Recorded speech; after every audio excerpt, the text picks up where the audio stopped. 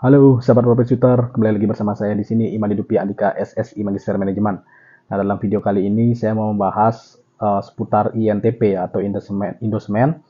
Nah, kenapa? Karena ada berita menarik di sini, ada aksi korporasi yang menurut saya ini bisa kita tangkap sebagai peluang. Nah, aksi korporasi ini merupakan buyback ya. Jadi memang saat ini banyak sekali ya bisa kita jumpai saham-saham atau perusahaan-perusahaan di bursa kita yang melakukan buyback. Nah, salah satunya adalah INTP. Nah, sebenarnya apa peluang yang bisa kita ambil dari aksi korporasi buyback ini? Nah, sebelum saya lanjutkan, silakan teman-teman klik tombol like, kemudian subscribe nanti apabila teman-teman mendapatkan manfaat dan juga insight terbaru dari video yang saya buat, dan silakan teman-teman komen dan juga share video ini sebanyak-banyaknya pada teman, kerabat, dan juga saudara yang membutuhkan video edukasi tentang investasi dan juga trading. Oke, stay tune terus. Saham semen ini kan tergolong dalam saham defensif. Kenapa? Karena kalau kita lihat sekarang harga properti sedang tidak baik-baik saja. Industri properti tidak baik-baik saja, sehingga perusahaan-perusahaan atau emiten yang bergerak dalam bidang properti saat ini sedang lesu. Nah, begitu pula juga dengan infrastruktur dan konstruksi, ya, terutama infrastruktur dan konstruksi dalam proyek-proyek pemerintah. Nah, seperti yang kita tahu, saat ini kan Presiden sudah menyetop seluruh proyek-proyek baru ya yang berkaitan dengan infrastruktur dan juga konstruksi sampai 2024. Nah, fokusnya memang menyelesaikan proyek yang sudah ada ya. Jadi agar tidak ada lagi proyek yang terbengkalai sebelum beliau digantikan gitu ya. Nah, jadi proyek baru udah nggak ada. Berarti kan saat ini hanya menyelesaikan proyek yang sudah ada. Nah, berarti perusahaan-perusahaan konstruksi, infrastruktur dan konstruksi, terutama perusahaan-perusahaan karya kan saat ini tersendat ya, karena tidak dapat kontrak baru lagi. Tetapi dia harus menyelesaikan proyek-proyek lama yang sudah dicatatkan sebagai pendapatannya dulu. Nah, kalau mereka tidak mendapatkan pendapatan, berarti siapa yang diuntungkan? Tentunya semen. Karena bagaimanapun juga, semua proyek, baik itu proyek-proyek yang sedang direnovasi atau proyek baru, semua membutuhkan semen. Nah, oleh karena itu, saham semen itu sangat defensif. Nah, kalau kita lihat, memang proyek-proyek pemerintah, perusahaan-perusahaan karya milik pemerintah, tentunya dia sangat kecil kemungkinan menggunakan Indosemen. Ya, karena kan Indosemen itu swasta. Tetapi kalau kita lihat sekarang perusahaan properti, apalagi habis pembangunan G20 kemarin ya, tentunya membutuhkan banyak sekali semen.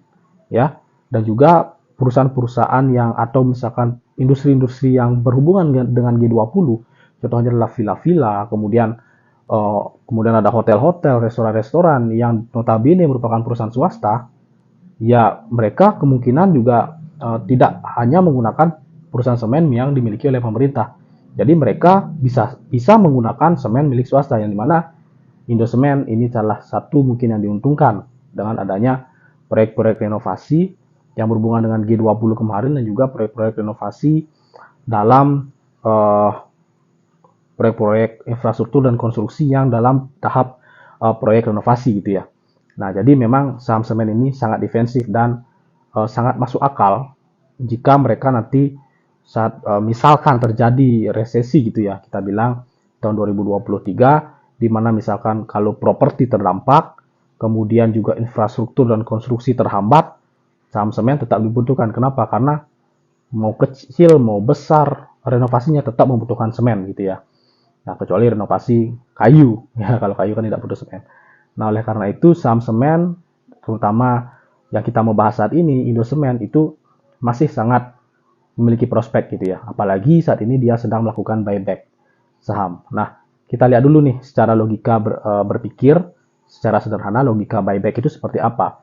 Nah, buyback itu ya. Jadi kalau kita sebagai retail ya, kita punya dua kecenderungan. Yang pertama, kita menjauhi dulu perusahaan yang sedang melakukan buyback. Ya, karena apa? Karena pada saat buyback itu rawan dengan adanya harga saham yang volatile gitu ya. Karena kalau kita lihat secara berita,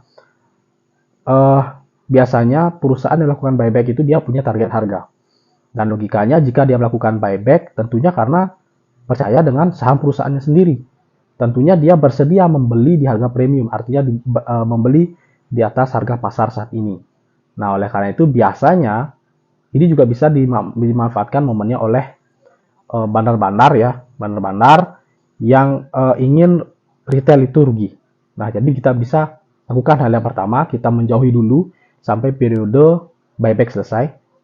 Ya, atau yang kedua kita masuk ya di saham yang melakukan buyback, tetapi kita membeli di harga paling murah. Ya, jangan sampai kita membeli di harga di atas gitu ya, karena bandar itu nggak peduli harga sahamnya itu mau di bawah harga buyback atau di atas harga buyback, ya, karena bandar itu maunya untung.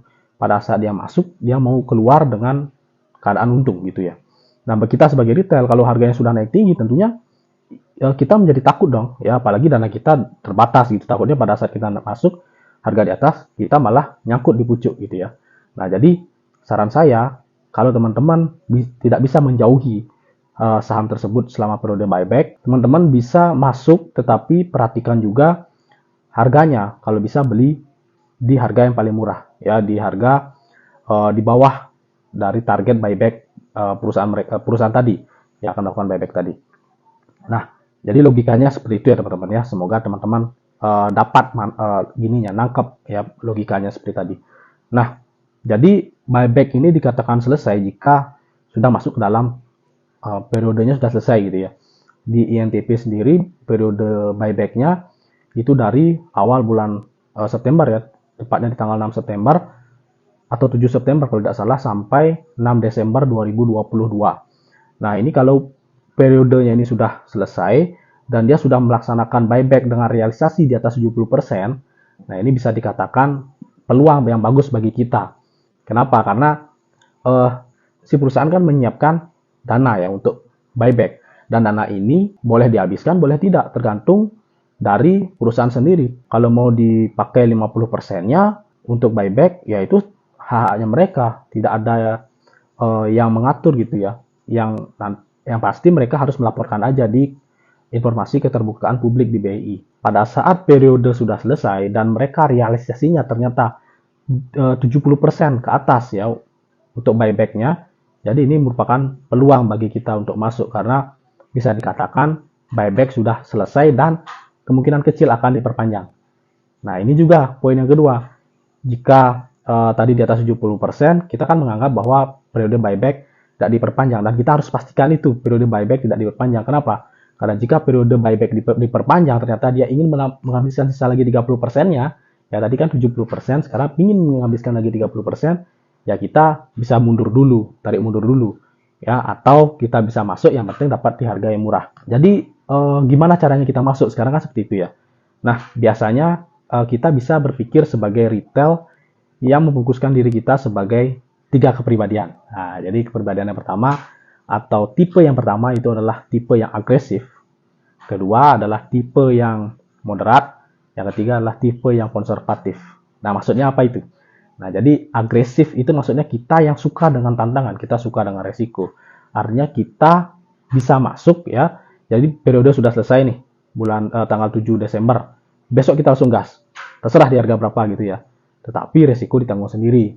Nah, kalau teman-teman misalkan tidak mau masuk di harga besok gitu ya, teman-teman mau nunggu seminggunya lagi setelah periode buyback kelar, nah itu teman-teman masuk ke tipe yang moderat. Ya, teman-teman tunggu bagaimana pergerakan harga, apakah sudah mulai stabil, apakah sudah kira-kira kembali ke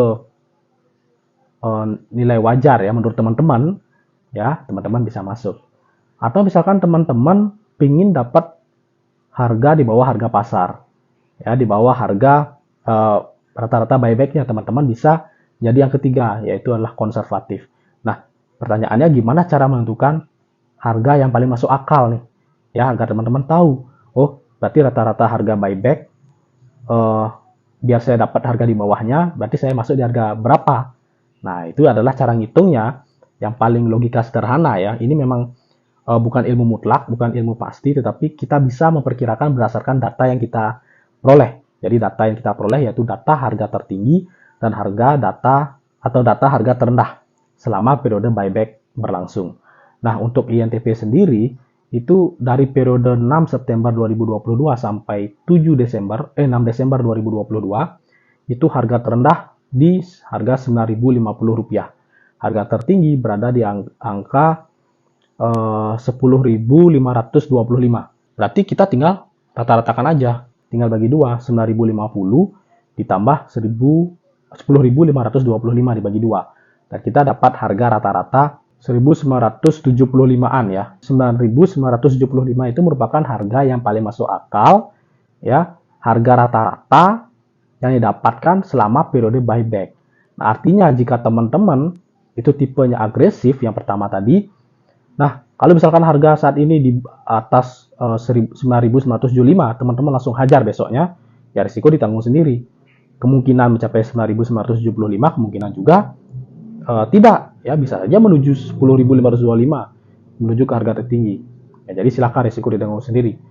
Jika teman-teman suka dengan tipe yang pertama. Kalau teman-teman moderat, ya teman-teman tunggu 1 minggunya, ya sampai harganya balik lah ya, balik atau mungkin malah intinya dapat harga yang stabil lah menurut teman-teman ya. Oh berarti pergerakan harga stabilnya di sekian gitu ya, misalkan 9.500 gitu, berarti kan ada kemungkinan mencapai 9.975 lagi. Ya, itu teman-teman tunggu 1 minggunya. Kemudian yang ketiga adalah tipe konservatif. Ya, artinya teman-teman tunggu sampai harga menyentuh di bawah 9.975 berdasarkan perhitungan yang tadi. Nah, entah 1 minggu, 2 minggu, 3 bulan, 5 bulan, ya tidak tahu. Silakan sesuaikan dengan tipe teman-teman sendiri, apakah moderat, agresif, atau konservatif. Tapi yang mau saya tekankan di sini adalah INTP melakukan buyback. Buyback itu periodenya sudah hampir selesai dan harga pelaksanaan kalau kita rata-ratakan dapatnya 9.975. Dari mana dapatnya? Dari harga tertinggi dan harga terendah. Nah, harga tertinggi dan terendah itu terlalu jomplang gitu loh. Jadi ada kemungkinan menuju ke atas, ada kemungkinan turun ke bawah ya, sesuai dengan gap yang tadi. Tetapi kalau dapat harga rata-ratanya, kita punya acuan nih. Setidaknya pertarungan antara yang jual dan yang beli kita bisa rata-ratakan. Jadi kita bisa punya kekuatan di angka sekian gitu ya. Nah, jadi silakan teman-teman sesuaikan dengan tipe yang ada dalam diri teman-teman. Kira-kira perasaannya saya sukanya risiko deh, silakan pilih yang agresif. Atau saya tunggu aja deh ya, seminggu atau seminggu setengah lah, atau 2 minggu, berarti moderat. Atau saya nggak berani, habis buyback ini harganya gapnya terlalu tinggi nih, saya nunggu pergerakan harganya bergerak di antara 9.975 aja baru saya beli gitu ya. Ya mungkin di plus minus lah ya, plus minus 9.000 atau 10.000, kemudian turun ke 9.950 ya, bergerak di sana aja baru saya beli gitu. Silahkan teman-teman, berarti konservatif ya. Berarti sampai di sini aja penjelasan tentang buyback saham INTP. Semoga teman-teman bisa menangkap maksud saya. Teman-teman juga bisa menangkap peluang berdasarkan data-data yang sudah teman-teman peroleh ya, berdasarkan pergerakan harganya selama periode buyback itu berlangsung. Nah, jadi disclaimer on ya, ini bukan merupakan ajakan menjual dan membeli sebuah saham. Ini murni merupakan analisa untuk kebutuhan edukasi. Saya Madi Rupiandika, SSI, Magister Manajemen, mohon undur diri. Oh ya, sebelumnya silakan teman-teman nyalakan tombol lonceng notifikasi ya, agar teman-teman menjadi yang pertama untuk mendapatkan update-update terbaru dan info-info menarik dari saya. Oke, see you in the next video. Bye-bye.